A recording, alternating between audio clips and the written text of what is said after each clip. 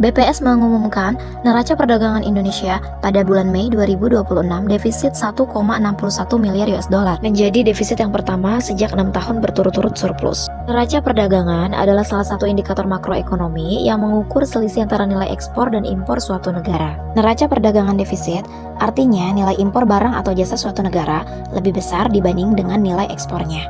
Karena nilai impornya lebih besar, artinya ada lebih banyak devisa yang keluar dibandingkan dengan devisa yang masuk. Nilai impornya sekitar 24,81 miliar US dollar, sedangkan ekspornya 23,20 miliar US dollar.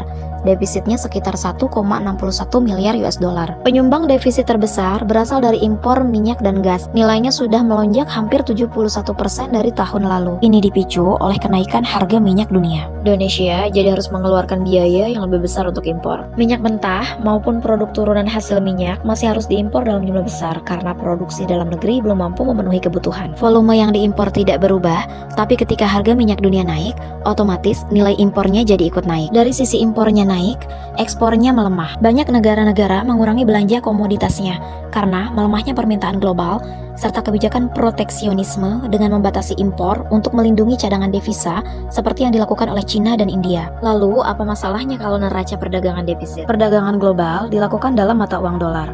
Impor yang lebih besar dari ekspor membuat kebutuhan dolar Amerika Serikat untuk membayar barang dari luar negeri menjadi lebih besar dibandingkan dengan pasokan dolar dari hasil ekspor. Ini bisa memberikan tekanan tambahan pada nilai rupiah. Sebagaimana hukum supply dan demand dalam ekonomi pasar falas, jika permintaan terhadap dolar Amerika Serikat jauh lebih tinggi daripada pasokannya, nilai dolar akan naik atau menguat. Sebaliknya, nilai rupiah yang ditukarkan lebih banyak daripada dolar yang masuk, secara langsung menyebabkan nilai rupiah tertekan dan melemah. Jadi defisit neraca dagang bisa melemahkan nilai rupiah. Perekonomian Indonesia terlihat lebih rapuh di tengah tingginya ketergantungan Indonesia terhadap impor energi, karena membuatnya rentan terhadap gejolak eksternal.